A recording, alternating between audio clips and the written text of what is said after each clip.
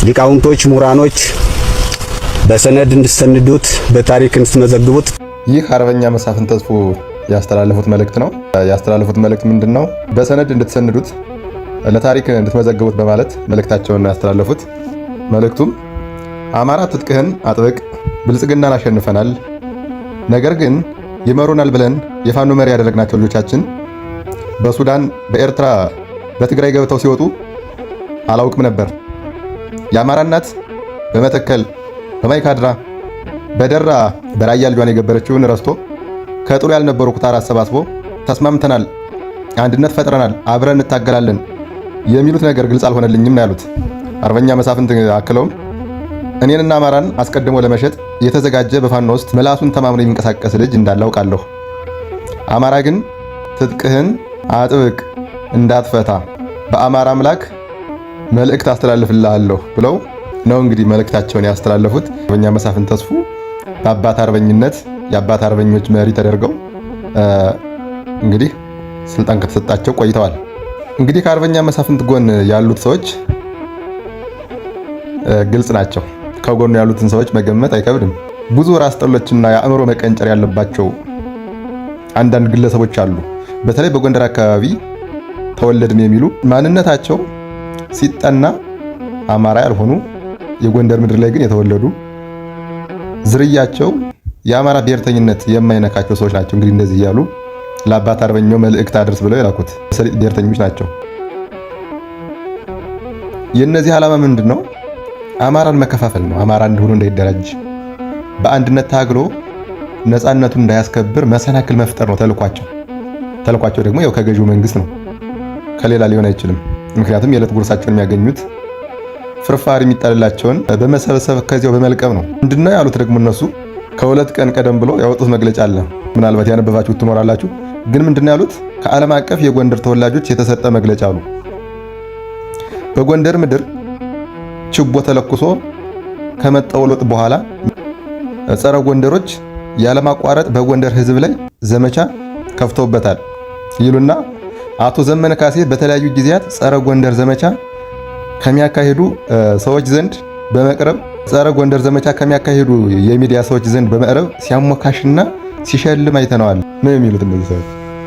ማንኛው ነው ጸረ ጎንደር የሆነው? የአማራ ተወላጅ ሆኖ ጸረ ጎንደር ሊሆን አይችልም። ዘመነ ካሴን ጸረ ጎንደር ከሆኑ የሚዲያ አካላት ጋር ቀርቦ ለነዛ የሚዲያ ባለቤቶች እውቅና ሰጠ፣ ሽልማት ሰጠ፣ አድናቆት ሰጠ ነው እያሉት ያሉ። በተጨማሪስ ምን አሉት? አርበኛ ዘመነ ካሴ እነሱ አርበኛ ዘመነ ካሴና ፋኖ ዘመነ ካሴ አይሉም። እንግዲህ አቶ ዘመነ ካሴ ብዙ ጊዜ እሱን በሻዕቢያና በወያኔ ተላላኪነት ነው እየከሰሱት ያሉት። እንግዲህ ከሳሾቹ ይኸው እንደምታውቁት ከአማራ አብራክ ያልተገኙ የአገዛዙ ተናዛዥ ነው የምንላቸው ወይም ምንጣፍ ጎታቾች ናቸው። ወዳምነትን፣ ተጫኝነትን፣ የብአዴን ግብርን የተላበሱ እነዚህ ሰዎች ናቸው። አሁን አቶ ዘመነ ካሴ እንደዚህ የጎንደር ጠል ነው እያሉ የሚሉት። ጎንደር አንድ እንዲሆን አበክሮ ሲሰራ የነበር እንግዲህ ኃላፊነቱን ወስዶ ዘመነ ካሴ ነው ቋራ ድረስ በመሄድ ሲቀጥልም ዘመነ ካሴ የጎንደር ህዝቡ የራሱ ህዝብ ነው አማራ ነው እንዴት የሚለው ሲነሳ መልስ የላቸውም። ዓላማቸው ግን ድርጅታቸውን አፋብንን በመከፋፈል የነሱን ጉርስ ለማግኘት ፍርፋሪ የሚጣላቸውን ያችን ለማግኘት ገቢ ለማግኘት ነው። እንግዲህ ዘመነ ካሴን ተላላኪ ነው፣ ተጫኝ ነው፣ የሻዕቢያ የወያኔ ገረድ ነው ምናምን የሚል ያለፈበት የተቀበረ አስተሳሰብና አመለካከት ያላቸው። በፖለቲካ ዓለም ቋሚ ጠላት ቋሚ ወዳጅ የለም።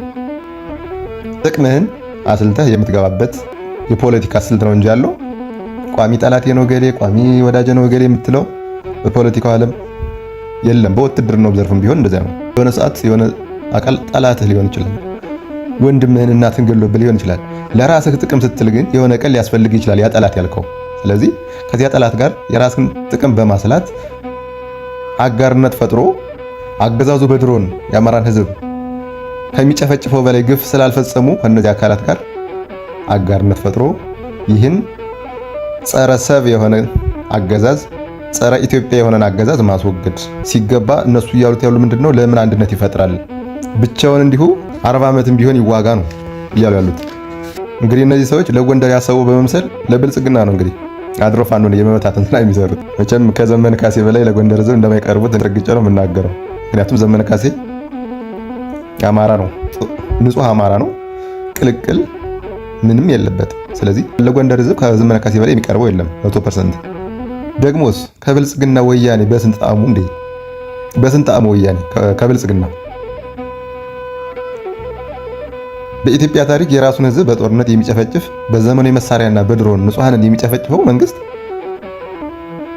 ብልጽግና እያለ ይሄን ነፍሰ በላ አገዛዝ አይደለም ከወያኔ ጋር ኤርትራ ሱዳን ጋር ቀርቶ ከሰይጣን ጋርስ ቢሆን ሰርቶ ማስወገድ ጥፋቱ ምን ይሆን? የእነዚህ ሰዎች ዓላማቸው ምንድነው? መበታተን ነው። የፋኖን ትግል መበታተን፣ የፋኖን ትግል ማኮላሸት፣ እነሱ ጥቅም እንዳይቋረጥ ነው። ለጎንደር ህዝብ ለአማራ ህዝብ አስበው አይምሰላችሁ።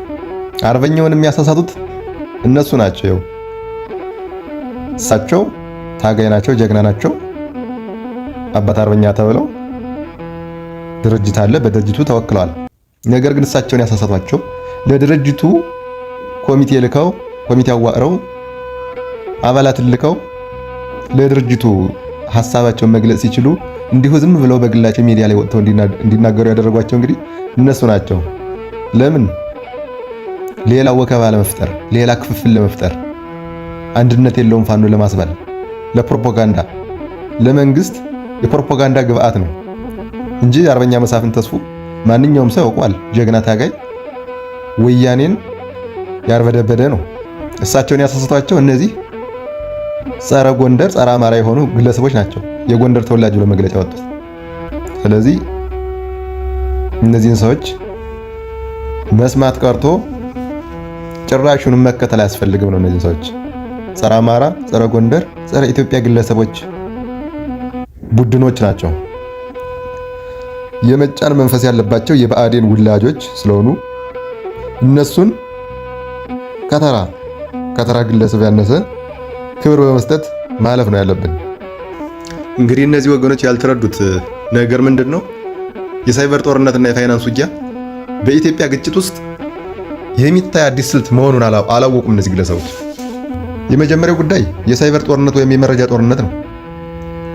በዘመናዊ ግጭቶች ውስጥ መረጃ ከጦር መሳሪያ ያልተናነሰ ኃይል እንዳለው ይታወቃል። እንግዲህ ማንኛውም ወገን የተቃዋሚውን ሞራል ለማዳከም ደጋፊዎቹንም ለማነሳሳት ሲል በውስጣቸውም ጥርጣሬ ለመፍጠር የመረጃ ዘመቻዎችን ሊጠቀም ይችላል። ይህ ዛሬ በማህበራዊ ሚዲያ የምናነበው መረጃ ሁሉ ታማኝ ስለመሆኑ ጥርጥር ያለው ነው። ለምን? ለፕሮፓጋንዳ ነው የሚሰራው። የሆነ ፖለቲካዊ ወይም ወታደራዊ ዓላማ ለማሳካት የተቀነባበረ ዘመቻም ሊሆን ይችላል።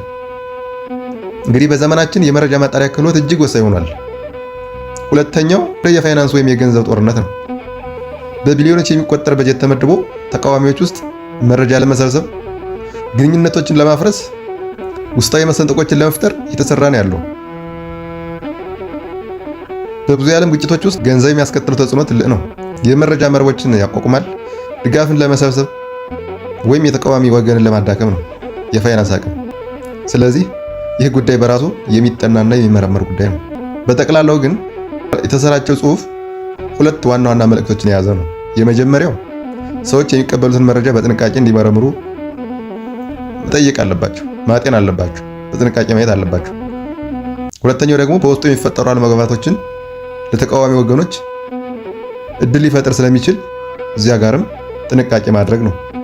እንግዲህ የመረጃ ጦርነት በዘመናችን ከቀጥተኛ ወታደራዊ ውጊያ የበለጠ ተጽዕኖ እንዳለው ለማንኛችንም ግልጽ ነው። አማራነት ያሸንፋል።